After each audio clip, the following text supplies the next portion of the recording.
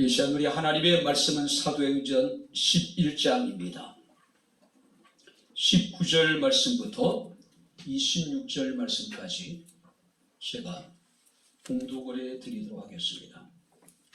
사도행전 11장 19절부터 26절 말씀까지 제가 봉독을 해드리도록 하겠습니다. 그때 스데바나의 일로 일어난 환난으로 말미암아 흩어진 자들이 베니게와 구브로와 안디옥까지 이르러 유대인에게만 말씀을 전하는데, 그 중에 구브로와 구레네 몇 사람이 안디옥에 이르러 헬라인에게도 말하여 주 예수를 전파하니, 주의 손이 그들과 함께 하시매 수많은 사람들이 믿고 주께 돌아오더라. 예루살렘 교회가 이 사람들의 소문을 듣고 바나바를 안디옥까지 보내니, 그가 이르러 하나님의 은혜를 보고 기뻐하여 모든 사람에게 굳건한 마음으로 주와 함께 머물러 있으라 그나니, 바나바는 착한 사람이요 성령과 믿음이 충만한 사람이라. 이에 큰 무리가 주께 더하여지더라. 바나바가 사울을 찾으러 다수에 가서 만나매 안디옥에 데리고 와서 둘이 교회에 1년간 모여 있어 큰 무리를 가르쳤고, 제자들이 안디옥에서 비로소 그리스도인이라 일컬음을 받게 되었더라. 아멘. 기도하겠습니다.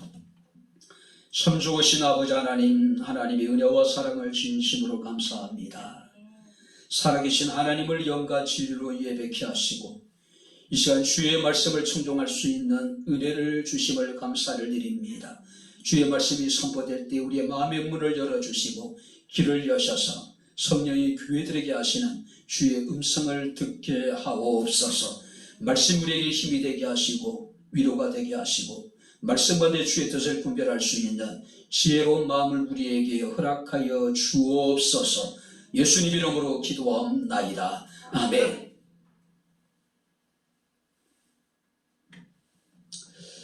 할렐루야. 사도행전 7장 말씀을 보게 되면 예루살렘에서 복음을 전하던 스데반 집사가 돌에 맞아서 순교하는 사건이 벌어지게 됩니다. 그리고 8장 말씀을 보게 되면 예루살렘에 있는 교회들에게 큰 박해가 일어나 사도들 외에 대부분의 성도들이 박해를 피해서 뿔뿔이 흩어지게 되고, 그 흩어진 그리스도인들이 두루 다니며 주의 복음을 전하게 됨을 우리가 보게 됩니다. 자, 그때 흩어진 사람들 중에 일단의 무리들이 예루살렘에서 480km 정도 떨어진 수리아 안디옥에 이르러 복음을 전하게 됩니다. 자, 여기서 안디옥이라고 하는 지역은 지금은 터키 영토에 편입되어져 있는데, 당시에는 안디옥은 로마 제국 치하의 수리아라고 하는 지역의 수도였습니다. 당시 이미 인구가 50만에 달한 것으로 기록되어져 있고, 이 안디옥은 로마와 알렉산드리아와 더불어서 바로 로마 제국의 세 번째 큰 도시였습니다. 기록에 보게 되면 당시의 안디옥의 주요 도로는 대리석으로 포장되어져 있었다라고 이야기할 정도로 상당히 번화한 도시였음을 우리가 보게 됩니다. 자, 스데반 순교 이후에 많은 그리스도인들이 수리아 안디옥으로 도피하게 되었고, 자연스럽게 안디옥은 새로운 선교 중심의 도시로 세워지게 됩니다. 안디옥 교회를 우리가 검색해 보게 되면 특별한 건물 형태를 가지고 있지 않았습니다. 토굴 속에 자리 잡은 교회였습니다. 자, 그래도 불구하고 이 안디옥 교회는 비약적인 성장을 이루게 됩니다. 자, 그 안디옥 교회 소식을 들은 예루살렘 교회에서는 바나바라고 하는 인물을 안디옥 교회의 지도자로 파송을 하게 돼요. 그리고 바나바는 다수에 있는 바울이라는 사람을 데리러 가서 그를 만나서 그를 안디옥 교회로 데려와서 1년 동안 함께 협동 목회를 하게 돼요.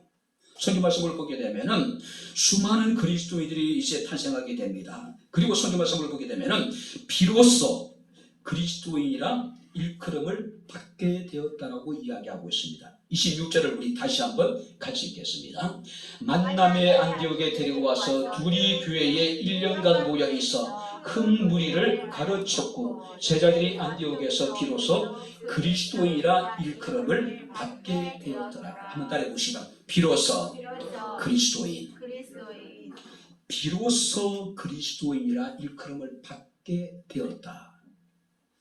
자, 이미 예루살렘에는 많은 주의 형제들이 있었습니다. 주의 성도들이 있었어요. 유대 전역에도 많은 주의 형제들이 있었고 주의 성도들이 있었습니다. 사마리아에도 마찬가지예요. 많은 성도들이 있었음에도 불구하고 비로소 사람들에게 그리스도인이라고 하는 칭호를 받은 사람들은, 명칭을 받은 사람들은 안디옥 교회 성도들이었다는 사실이에요. 그 시대에 흔히 사용되어졌던 단어가 있습니다. 헤롯인, 가이사인. 무슨 얘기냐면은 헤롯의 수하에 있는 모든 사람들을 그들은 헤롯인이라고 지칭을 했어요. 로마 황제 가이사의 수하에 있는 모든 신하들을 그들은 가이사인이라고 이야기를 합니다. 우리가 흔히 문재인 대통령 사랑 이렇게 하면은 문재인 대통령 재임 기간 동안에 국무위원들이라든지 청와대 비서관들, 아주 가까운 사람들을 의미하고 있죠.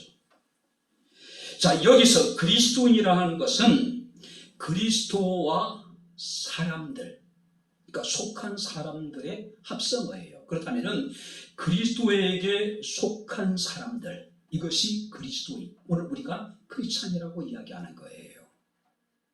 뿐만 아니라 오직 그리스도를 추종하는 사람들. 예루살렘에도 유대 땅에도 사마리아에도 많은 주의 형제라 부른 사람들이 있었고 주의 성도들이 있었습니다. 제자들이 있었어요. 그럼에도 불구하고 오직 그리스도인이라 칭함을 받게 된 것은 바로 안디옥에 있는 주의 형제들, 성도들, 주의 제자들이었다는 이야기예요. 자기 주인에게 속하여 주인이 주는 녹을 받아서 살아가고 오직 자신의 주인을 위해서 살아가는 사람. 우리는 그들을 가이사인, 헤롯인, 그리스도인이라고 우리는 부르게 되는 거예요. 사실 이 그리스도인이라고 하는 것은 이방인들에게 있어서 약간의 어떤 그 경멸의 의미였습니다. 좀 무시하고 멸시하는. 자, 그런데 이 그리스도인이 후에는 말할 수 없는 영광스러운 이름으로, 말할 수 없는 명예스러운 이름으로 사람들에게 인식이 되어지기 시작하는 거예요. 실제 우리가 초대교회 성도들의 모습을 보게 되면 그들의 모습 속에서 예수 그리스도를 볼 수가 있었습니다. 그들의 삶에서 예수의 향기가 드러났어요. 그래서 사람들은 그들을 그리스도인이라고 칭하게 된 겁니다. 그들은 섬기고 사랑하고 도와주고 이웃을 위해서 굉장히 헌신적인 사람이었습니다. 안 믿는 사람들에게 그리스도인은 틀림없는 사람들이고 깨끗한 사람들이고 신실한 사람들이고 그들은 정말로 믿을 수 있는 사람들이었어요. 그래서 그들은 그리스도인이라고 주의 제자를 불렀고 그 그리스도인은 그리스도인에게서 최고의 영광스러운 그런 이름이 된 거예요. 자, 그런데 오늘날 세상 사람들에게 비춰진 우리의 모습은 어떻습니까? 대부분의 사람들이 그리스도인, 크리스찬은 단지 교회를 다니는 사람 정도로 인식을 하고 있는 거예요. 별다른 가치가 없는 그냥 흔한 단어로 사람들이 사용하고 있는 거예요. 안타까운 사실이지만 일부 부정적인 사람들에게서 그리스도인은 매우 부정적이에요. 저도 목사임에도 불구하고 그들은 기독교 목사를 뭐라고 이야기합니까? 목사로 비유하고 독사로 비유하고 기독교를 개독교라고 이야기를 합니다. 기독교인은 말만 뻔지르게 하는 믿을 수 없는 사람이라고 사람들이 이야기해요. 참 마음 아프죠. 그죠? 주님께서 우리에게 말씀하십니다. 너희들의 착한 행실을 통해서 하늘에 계신 너희 아버지께 영광을 돌리게 하라고 했는데 우리들은 오히려 우리로 인해서 하나님의 영광을 갈 때가 얼마나 많은지 몰라요. 자, 그렇다면은 무엇이 그들을 그리스도인이라 불리게 했는가? 우리 안디옥 교회를 우리가 한번 살피면서 우리 그리스도의 정체성을 다시 한번 생각해 볼 수 있는, 또 우리가 함께 은혜를 나눌 수 있는 귀한 시간을 가지고자 합니다. 자, 먼저 한번 20절 말씀을 우리 다시 한번 같이 읽겠습니다.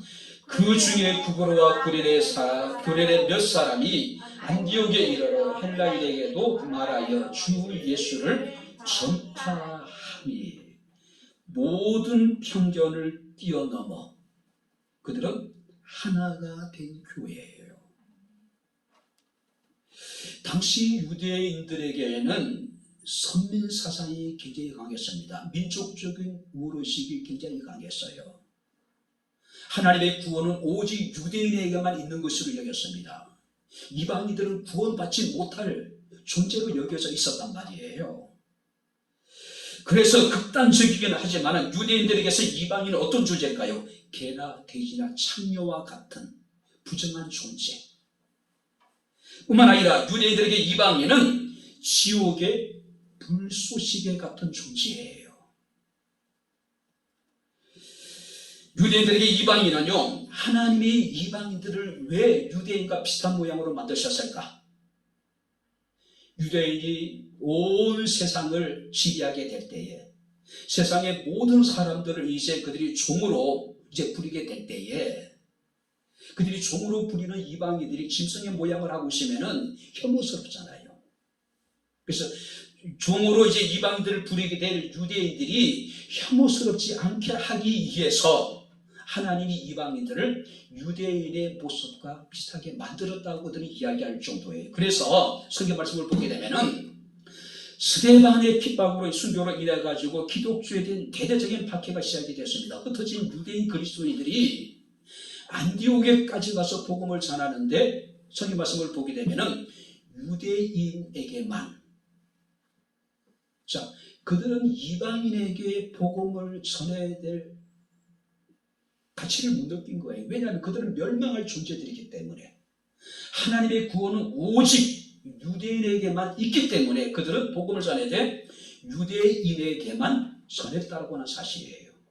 근데 성경 말씀을 보게 되면 20절에 구브로와 구레네 몇 사람이 안디옥에 이르러, 자, 여기 보세요. 구브로와 또 구레네 몇 사람이라는 것은 흩어진 유대인들이에요. 그러니까 디아스포라. 근데 그들은 예수 기독교로 개종을 한 사람들이에요. 그들이 이제 안디옥에 이르게 되는데, 그들은 그 예루살렘에서 피난 온 유대 기독교인과는 달리 헬라인에게도 말하여 주 예수를 전파했다. 유대 기독교인들은 구원은 유대인에게만 있는 것이라고 생각했습니다. 그래서 이방인들에게 복음 전하를 필요성을 못 느꼈어요. 그런데 구브로와 구레네에서 온 기독교인들은 헬라 사람들에게도 주의 복음을 전하게 되었다는 이야기예요. 21절 말씀을 보니까 주의 손이 그들과 함께 하심에 수많은 사람들이 믿고 주께 돌아왔더라. 그 안디옥은 거대한 도시였습니다. 많은 헬라 사람들이 있고 다양한 인종의 사람들이 그곳에 있었단 말이에요. 그런데 구브로와 구레네에서 온 몇 명의 그리스도인들이 복음을 이방인들에게 전하기 시작하니까 그들이 마치 기다렸다는 듯이 주님께 나와 주를 믿고 구원을 받는 역사가 나타났단 말이에요. 구브로라고 하는 지역은 키프로스, 지금 지중해 보게 되면은 섬나라가 있어요. 키프로스를 말하는 것이고, 구레네라고 하는 것은 리비아의 수도인 트리폴리 지역을 의미하고 있는 거예요. 그러니까 아프리카 지역에서 온 사람, 지중해 섬에서 살다가 온 사람들이 이방인들에게 복음을 전했더니 마치 이방인들이 기다렸다는 듯이 주님께 나와 주를 믿고 구원을 받았다는 이야기예요. 중요한 것은요, 몇 사람입니다. 자, 우리가 모든 사람들이 다 열정적인 우리가 마음을 갖고 주의를 행해서 주의 나라가 임하는 게 아니란 이야기예요. 몇 사람들이 해요. 성경 말씀을 보니까 그들의 이름조차도 기록되어져 있지 않습니다. 무명의 몇 사람의 그리스도인으로 인해서 주의 복음이 이방인에게까지 선포되게 된 거예요. 분명히 여러분들이 그들에게는 민족적인 편견이 있었을 거예요. 그죠? 또 인종적인 편견이 분명히 그들에게 있었을 거예요. 신분적인 여러분들의 편견이 그들에게 분명히 있었을 것이란 말이에요. 그런데 그들은 모든 것을 뛰어넘었습니다. 오직 복음으로 하나 된 교회. 기독교의 보수와 진보를 이렇게 이제 우리가 구분을 하는데요. 보수의 특징이 뭐냐면은 끊임없이 상대와 나의 다름, 차이를 찾아내요. 그리고 배척을 해요. 그리고 교회가 분열을 해요. 대표적인 것이 우리 교단이에요. 또 장로교회 간판을 달고 있는 한국 내 수많은 교회들, 그들은 다름과 차이를 구별해가지고 그들을 배척하고 그들은 서로 나눠지게 되는 거예요. 그래 장로교단이 우리나라에 100개가 넘다라고 이야기를 하죠. 반면에 진보는요, 상대적으로 그들은 어찌됐든 간에 그 일치점을 찾아요. 그리고 그들은 연합을 해요. 그들은 하나 되기를 힘써요. 혹자는 그런 얘기합니다. 본질에는 일치를, 비본질에는 자유를, 그리고 모든 일에는 사랑으로. 할렐루야. 한번 따라해보시기 바랍니다. 본질에는 일치를, 비본질에는 자유를, 모든 일에는 사랑으로. 정말로 절대적인 진리는 우리가 하나가 돼야 돼요. 그러나 우리가 상대적인 것, 비본질적인 것에 대해서 우리가 서로 자유해야 돼요. 인정을 해야 돼요. 다름을 우리가 인정을 해야 돼요. 차이를 인정을 해야 돼요. 그리고 모든 일은 사랑으로 행해야 된다는 이야기예요. 예루살렘에서 넘어온 유대 그리스도인들은 이방인에 대한 편견을 가지고 있었습니다. 그래서 그들은 이방인에게 복음을 전하지 않은 거예요. 유대인에게만 전한 거예요. 유대인에게만. 우리끼리 예수 믿고 우리끼리 구원을 받자는 이야기예요. 편견은 굉장히 우리가 경계해야 될 것이죠. 사실을 사실되게 보지 못하게 하죠. 편견은 어떻습니까? 진리를 진리로 보지 못하고 사실을 철저하게 왜곡시킵니다. 편견은 서로 갈등과 오해를 불러일으키게 만들어줘. 미워하게 만들고 심지어는 살인하게 만들고 또 전쟁까지 이르게 됩니다. 편견을 가지고 남을 대하거나 판단하는 것은 하나님 앞에 심각한 죄라고 하는 사실을 우리가 기억을 해야 될 것이에요. 진정한 우리가 그리스도인이라 인정을 받을 수 있는 것은 이 편견의 장막을 우리가 극복하는 겁니다. 편협한 민족주의, 지역주의, 혈연주의, 당파주의, 그 안에도 마찬가지예요. 우리가 사도행전 13장 1절 말씀을 보게 되면은 안디옥 교회의 지도자들의 이름이 등장을 합니다. 여기 보세요. 맨 먼저 바나바가 등장하고 니게르라 하는 시몬이 등장하고 구레네 사람 루교가 등장하고 분봉왕 헤롯의 젖동생 마나엘이 등장하고 그 다음에 마지막으로 바울이 등장해요. 바나바는 유대인으로 구브로 출신입니다. 키프로스 출신이에요. 니게르는 그야말로 흑인이에요. 피부 색깔이 다른 이방 민족이에요. 니게르 시몬이라는 사람은 흑인을 말하는 거예요. 루교는 구레네 사람이고 마나엘은 헤롯의 젖동생, 헤브라의 젖동생, 그러니까 귀족이란 이야기예요. 그리고 유대인 바울, 로마 시민권을 가진 바울. 인종과 민족이 다르고 그들은 신분이 다 다른 사람들이에요. 그런데 그들이 한배 안디옥 교회 안에서 복음 안에서 하나가 되어졌다는 이야기예요. 에베소서 4장 3절에 주께서는 에베소 교회 성도들에게 말씀하십니다. 평안의 면은 줄로 성령이 하나가 되게 하신 것을 힘써 지키라. 왜 우리가 하나가 되냐면은 몸이 하나요, 세례도 하나요, 성령도 한 분이요, 우리가 한 소망 안에 부르심을 받았기 때문이고, 주도 한 분이고, 믿음도 하나고, 또 하나님도 한 분이다. 모든 것이 하나이기 때문에 우리는 인종과 민족과 우리가 신분의 모든 계층을 뛰어넘어서 우리는 하나가 되어야 된다는 이야기예요. 그때 비로소 그리스도인이라 일컬음을 받게 되었다라고 말씀을 하고 있습니다. 비로소 그리스도인이 될 수가 있는 거예요. 인정을 받을 수가 있는 거예요. 우리 백향목교회는 작은 교회입니다. 교회는 크든 작든 간에 정말로 하나가 되게 하신 것을 힘써 지켜나간다는 것이 결코 쉬운 일이 아닐 거예요. 그런 측면에서 우리 교회가 하나됨이 저는 얼마나 고맙고 감사한지 몰라요. 비로소 그리스도인이라 일컬음을 받게 되었더라. 우리 백향목교회 성도가 진정한 그리스도인입니다. 할렐루야. 왜? 우리가 하나 되기 때문에. 자, 두 번째 말씀을 보시기 바랍니다. 21절을 같이 읽겠습니다. 주의 손이 그들과 함께 하시매 수많은 사람들이 믿고 주께 돌아오더라. 비로소 그들이 여러분들이 그리스도인이라 일컬음을 받았습니다. 언제예요? 주의 손이 그들과 함께 하실 때. 주의 손이. 자, 메시지 성경에서는 이 본문을 이렇게 번역해놨습니다. 하나님께서 그들의 하는 일을 기뻐하시고 그들의 일을 인정해 주셨다.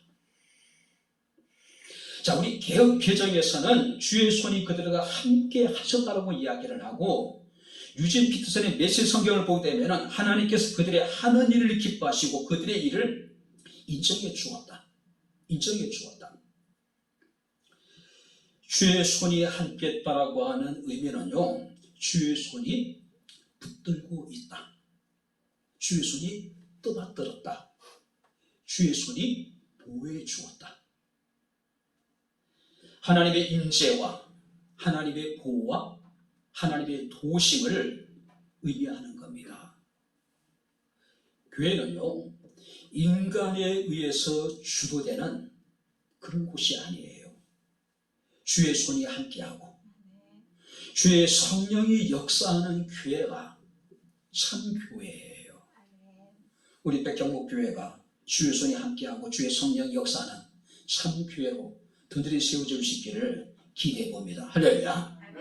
몇 명의 사람들이 헬라인에게 복음을 전했더니 수많은 사람들이 하나님께 나와 주를 믿고 구원을 받는 역사가 나타났다. 어떻게 해요? 주의 손이 그들과 함께 하셨기 때문이라는 이야기예요. 주의 손이 안디옥 교회 성도들을 떠받치고 계셨고, 주의 손이 안디옥 교회를 붙들어 주셨고, 주의 손이 안디옥 교회를 하나님께서는 보호해 주셨다는 이야기예요. 뿐만 아니라 하나님이 안디옥 교회가 하는 그 일을 기뻐하셨고, 하나님이 안디옥 교회가 하는 그 일을 하나님 인정해 주셨다는 이야기예요. 그 일이 어떤 일입니까? 이방인에게까지 주의 복음을 전하는 그 일을 하나님이 기뻐하셨고 하나님이 인정하셨다는 이야기예요. 그래서 하나님이 그들을 붙들어 주셨고 하나님이 그들을 보호해 주셨고 안디옥 교회가 놀라운 부흥을 이루게 됐다는 사실이에요. 우리가 하는 모든 일이 정말 하나님을 기쁘시게 하는 일이라면, 우리가 하고자 하는 그 일이 정말 하나님이 인정하실 만한 일이기만 하다면 주 예수 우리 가운데 함께 하셔서 우리를 능히 도우실 것이고, 할렐루야, 우리 은혜를 베풀어 주실 것이라는 이야기예요. 우리가 에스라서 7장에 보게 되면은 에스라에 관해서 성경은 이렇게 소개하고 있습니다. 여호와께서 주신 모세의 율법에 익숙한 학자로 그의 하나님 여호와의 도우심을 입었고 왕에게 구하는 것을 다 받는 사람이었다. 자, 여기 보세요. 하나님의 율법에 익숙했었고 하나님의 도우심을 받았고 그가 왕에게 구하는 것은 다 받았던 인물이라는 거예요. 그래서 우리가 그가 이제 왕의 허락을 받고 자기 백성들을 데리고 예루살렘으로 돌아와요. 서기 말씀을 보게 되면은 에스라서 7장에 보게 되면은 첫째 날 초하루에 바벨론을 떠나 하나님의 선한 손에 도우심을 힘입어 다섯째 달 초하루에 예루살렘에 이르렀다.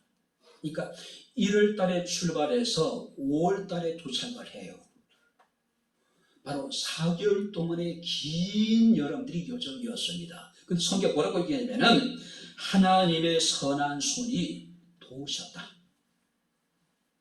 그러니까 에스라의 삶의 특징이 뭐냐면은 여호와의 도우심을 입었다는 이야기예요. 왜?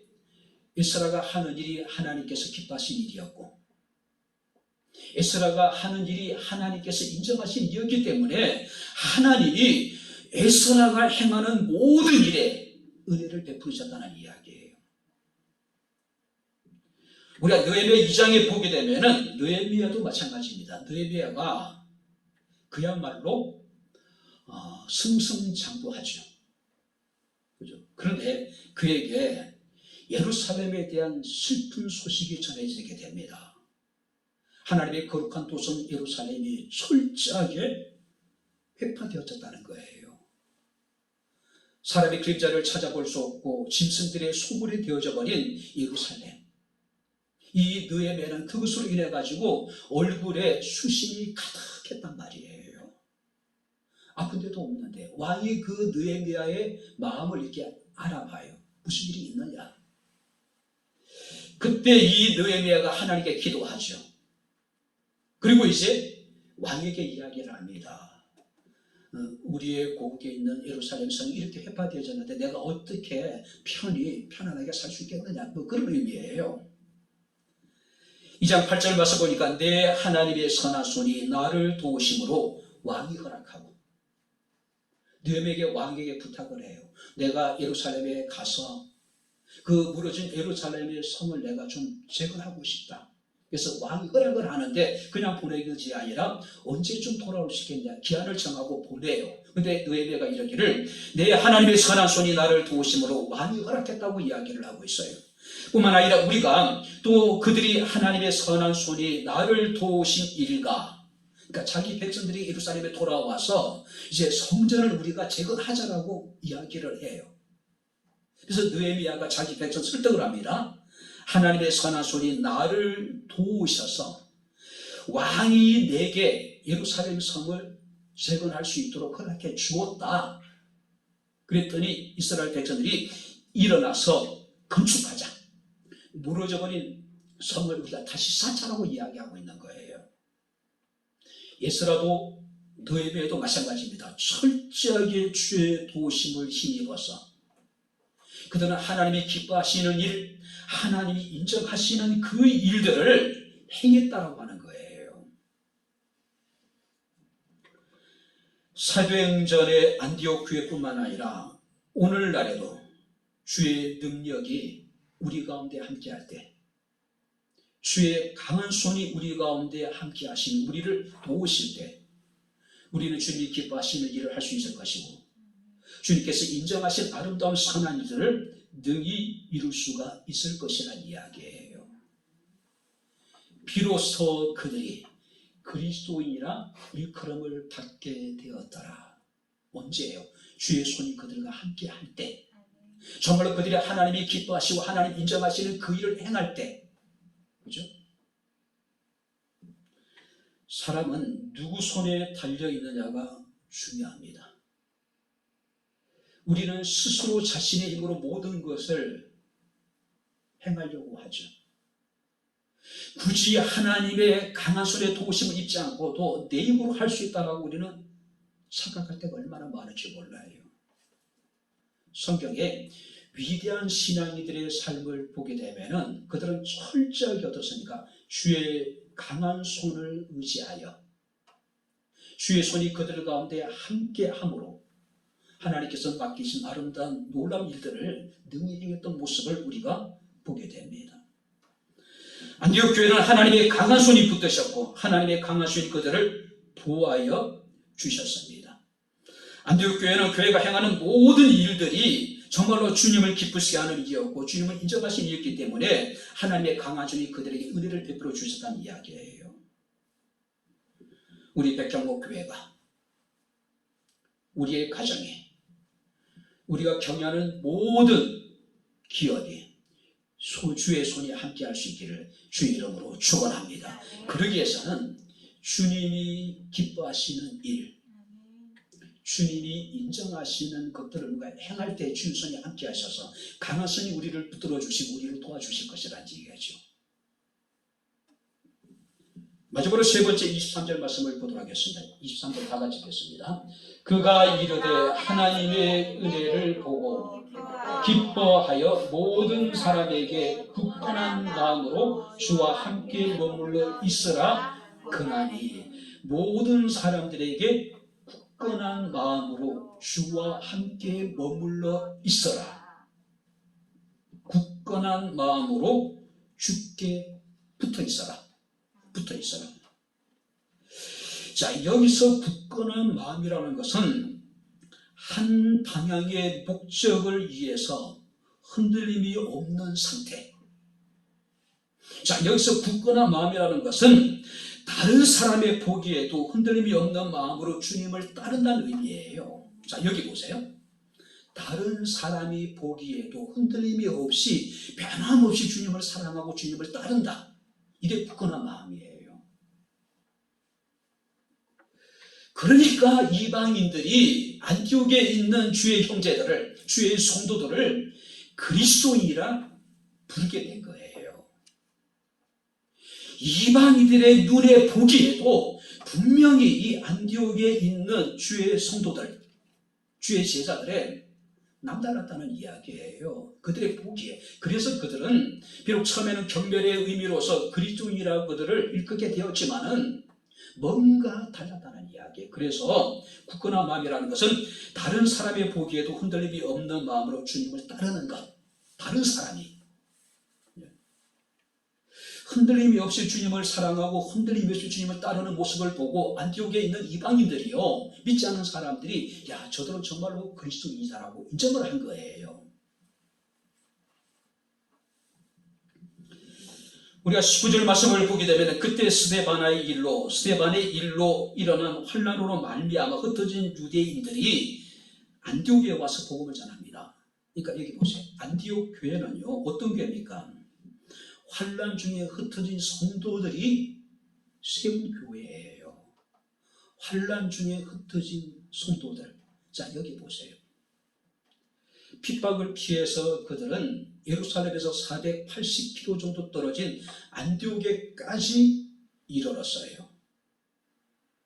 그들은 자신의 삶의 터전을 포기하고 오직 신앙을 위해서 그들은 흩어진 유대인들이에요. 흩어진 그리스도인이에요.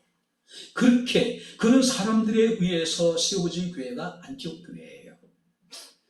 여러분들이 우리가 영락교회도 마찬가지죠. 처음에 영락교회가 신의주에 있다. 어떻습니까? 월남하신 분들을 중심으로 영락교회가 세워지게 되는 거예요. 그래서 영락교회 보게 되면은 대부분의 이제 연세가 많으신 분들은 이렇게 이제 이렇게 월남하신 분들, 그러니까 그분들은 대부분 이상 가족들을 두고 있으신 분들이에요. 그러니까 안디옥 교회도 그런 교회들이에요. 스데반의 순교로 시작된 기독교에 대한 대대적인 핍박. 어쩌면 사람들에게 있어서 이제 기독교는 끝났다고 생각했는지 몰라요. 그런데 흩어진 그리스도인들이 두루 다니며 주의 복음을 전하고 그들이 안디옥에까지 이르러서 교회를 세우게 되고 몇몇의 사람들이 이방인에까지 복음을 전해서 이방인 중에도 주께 나와 구원받은 사람들이 많이 있었다. 예루살렘 교회가 주 70년 티토스에 의해 가지고 철저하게 회파되어져요.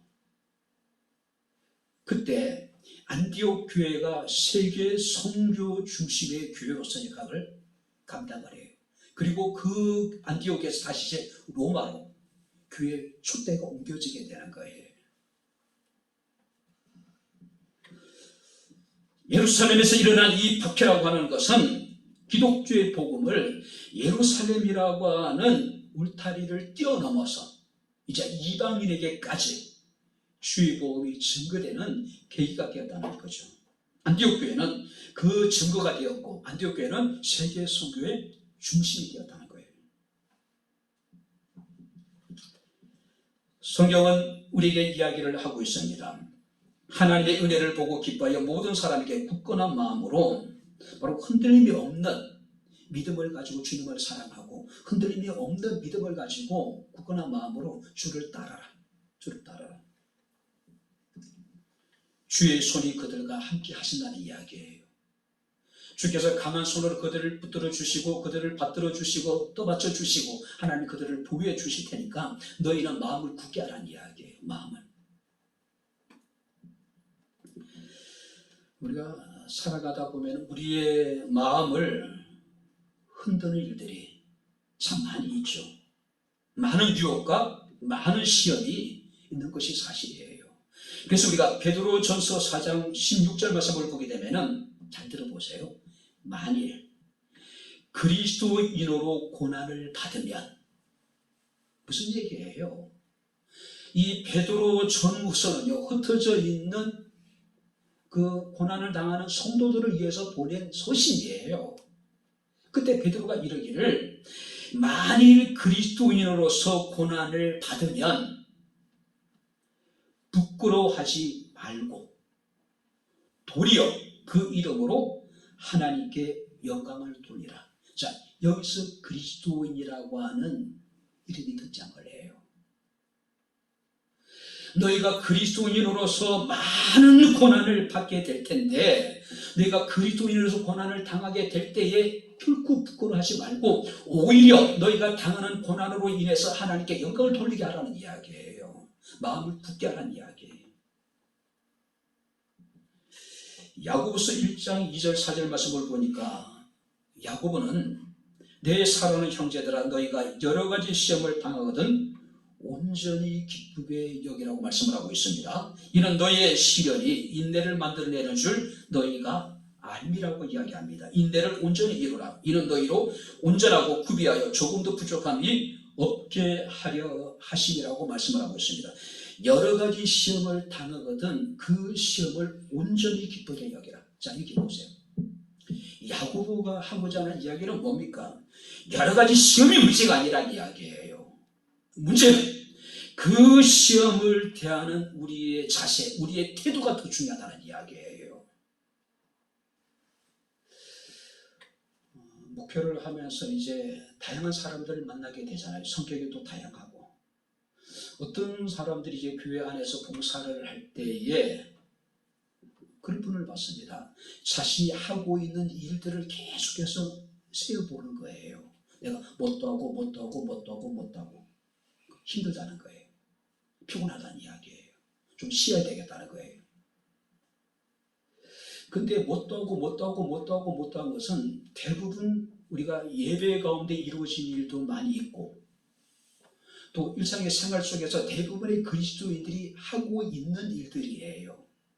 그러니까 숫자만 계산하는 거예요. 그러니까 너무 많다, 피곤하다, 힘들다, 좀 쉬어야 되겠다. 여러 가지 시험입니다. 설상가상 어친데 덮친격으로 많은 시험을 말하는 거예요. 근데 중요한 것은 시험이 많은 게 문제가 아닙니다. 여러 가지 시험이 문제가 아니에요. 중요한 것은 그 시험을 대하는 우리의 자세, 우리의 태도가 중요하다는 이야기예요. 한마디로 야고보는 마음을 굳게 하라는 이야기예요. 흔들지 말라는 이야기예요. 변함없이 주님을 사랑하고 흔들림이 없이 주님을 쫓아라는 이야기예요. 그래서 잠언서 4장 23절에 지혜자는 이르기를, 모든 지킬 만한 것 중에 더욱 내 마음을 지키라. 한번 따라해 보시기 바랍니다. 더욱 내 마음을 지키라. 할렐루야. 어떤 시련이 있고 고난이 있고 여러 가지 많은 불같은 시험이 우리에게 있다 하더라도 중요한 것은 우리의 마음을 지켜나가는 것, 우리의 마음을 굳게 하는 것. 최종병기 활이라고 하는 예전에 영화가 있었죠. 참 재밌게 봤습니다. 참 재밌게 봤어요. 근데 그 영화의 마지막 장면에 보게 되면은 누이를 이렇게 이제 사이에 두고 이게 주인공과 족장이 이렇게 이제 서로 마주하고 있는 거예요. 바람이 불어요. 이 주인공이 활을 적장에 겨누고 있는데 자칫 잘못하면 오히려 누이가 활에 맞아 죽을 위험이 있어요. 그때 이제 이 주인공이 그런 얘기를 합니다. 두려움은 직시하면 되는 것이고 바람은 계산하는 것이 아니라 극복하는 것이다. 양궁 선수들이 가장 좋아하는 말이래요. 두려움은 직시하면 되는 것이고 바람은 계산하는 것이 아니라 극복하는 것이다. 우리의 삶의 고난이라고 하는 것은요, 그러니까 당당히 맞서서 직시하면 되는 거예요. 고난이라고 하는 것은 이리저리 우리가 저울질하고 우리가 계산하고 그래서 우리가 해결할 수 있는 문제가 아니라는 거예요. 두려움이나 고난이나 우리의 삶의 여러 가지 시험은 우리가 반드시 극복해야 될 대상들이라고 하는 거예요. 어떤 방향으로 바람이 불어올지 모르는 그 바람을 계산한다고 하는 것은 대략적인 거예요. 이 정도 바람이 부니까 대략적으로 계산해 보는 거예요. 그래서 그 영화에 보게 되면은 바람은 계산하는 것이 아니라 극복하는 것이다. 두려움은 당당히 맞서는 것이고 우리를 두렵게 하는 삶에 여러 가지 어떤 문제들이 있습니다. 시험이 있습니다. 고난이 있습니다. 우리는 그것을 회피하는 존재들이 아니라 사람들이 아니라 당당하게 맞서는 사람들입니다. 그것을 극복해내야 되는 사람들이라는 거예요. 이사야 40장 10절 말씀에 두려워하지 말라 내가 너와 함께함이라 놀라지 말라 나는 내 하나님이 됨이라 내가 너로 굳세게 하리라 참으로 너를 도와주리라 참으로 나의 의로운 오른손으로 너를 붙들리라. 할렐루야. 하나님의 강한 손으로 우리를 붙들어 주시겠다는 이야기예요. 너희가 고난을 당하더라도 마음을 굳게 하고 주께 붙어 있으라는 이야기예요. 흔들림이 없이 변함없이 주님을 사랑하고 주께 가까이 나가라는 이야기예요. 이제 말씀을 정리하도록 하겠습니다. 영국의 청교도 목회자인 매튜 리드라고 하는 분이 계십니다. 최근에 이제 그 책을 읽기 시작했는데 그분이 지은 책 가운데 유사 그리스도인이라는 책이 있어요. 유사 그리스도인. 거의 그리스도인이 될 뻔한 사람들의 이야기예요. 거의 그리스도인. 그리스도인과 유사한 유사 그리스도인. 유사하다라고 하는 것은 비슷하다는 이야기죠.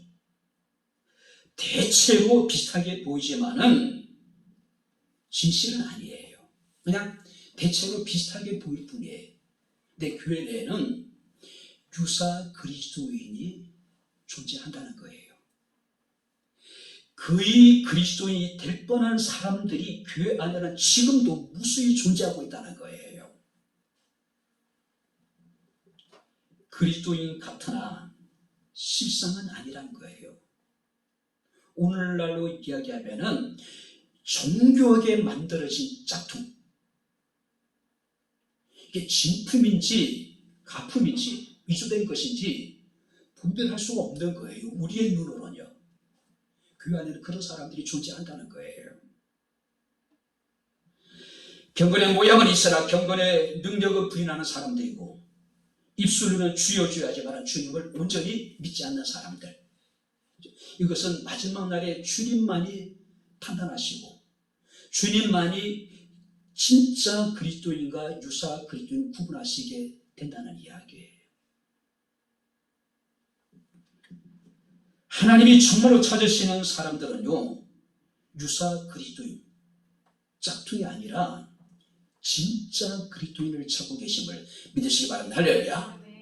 그 한경희 목사님이 말년에 남한 산성에서 이렇게 이제 제자들의 보호를 받으셨어요.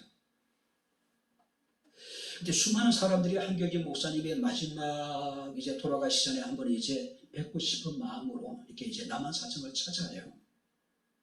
근데 많은 분들이 한경진 목사님에게 후배들에게 꼭 하시고 싶은 말씀이 있으시면 해 주십시오. 한경진 목사님은 늘 조용한 미소를 이렇게 지으시면서 꼭 한마디 해달라고 하는 사람들에게 같은 이야기를 하셨다 그래요. 참된 그리스도인이 되십시오. 그게 다예요. 참된 그리스도인이 되십시오. 그러니까 한경진 목사님의 마지막 유언과 같은 이야기. 이것은 오늘 한국교회를 향해서 이 시대를 사는 모든 사람들에게 주시는 말씀이 아닌가 생각이 됩니다. 참된 그리스도인, 유사 그리스도인이 아니라 짝퉁 그리스도인이 아니라 참된 그리스도인. 인생은 요지경이라고 이야기를 합니다. 여기도 작아 저기도 작아 작아가 판친다라고 이야기를 하고 있어요. 오늘 성경 말씀이니까 안디옥 교회는 그러지 않았습니다. 이방인들로부터 비로소 그리스도인이라 일컬음을 받았다. 진짜 그리스도인이라는 거죠. 진짜 그리스도인이다. 저는 그랬으면 좋겠어요. 우리가 교회 밖에 있는 사람들이 우리 백향목 교회를 볼 때마다 야, 백향목 교회 성도들은 정말로 진짜 그리스도인이야. 그 인정을 받을 수 있는 그런 목회자, 그런 우리 성도, 우리 교회가 되어졌으면 좋겠습니다. 모든 편견을 뛰어넘어 복음으로 하나된 교회, 오직 주의 손이 함께하는 교회, 마음을 굳게 하고 어떤 고난도 우리가 흔들림이 없이 우리가 이겨낼 수 있는 그런 교회, 우리 백향목 교회와 우리 백향목에 사랑하는 모든 성도들이 될 수 있기를 주님 이름으로 축원합니다. 기도하겠습니다. 하나님 아버지, 하나님의 은혜와 사랑을 진심으로 감사를 드립니다. 세상에는 유사 그리스도인들이 많이 있습니다. 거의 그리스도인이 될 뻔한 사람들이 교회 내에 얼마나 많은지 모릅니다. 세상에는 아버지 하나님이여 진정한 그리스도인이 많지 않은 시대에 우리가 살고 있음을 압니다. 하나님이 찾으시는 진짜 그리스도인, 사람들로부터 인정받을 수 있는 참된 그리스도인이 우리가 되기를 원합니다. 우리 백향목교회 모든 성도들이 되기를 원합니다. 오직 복음으로 하나 되게 하시고 주의 손이 함께하는 교회가 되게 하시고 어떤 고난도 아버지의 마음을 굳게 함으로 승리할 수 있는 저희들의 삶이 될 수 있도록 은혜에 은혜를 더하여 주옵소서. 예수님 이름으로 기도합나이다. 아멘. 이제는 우리 주 예수 그리스도의 은혜와 하나님의 크신 사랑과 성령님의 교통, 교제, 내재, 충만 역사 인도하시니 진정한 그리스도인이라 인정을 받기를 원하는 주의 사랑하는 모든 성도들 머리머리 위에 저들의 가정과 직장과 사업장과 이 교회와 이 나라 이 민족 위에 지금부터 영원토록 함께 있을지어다. 아멘.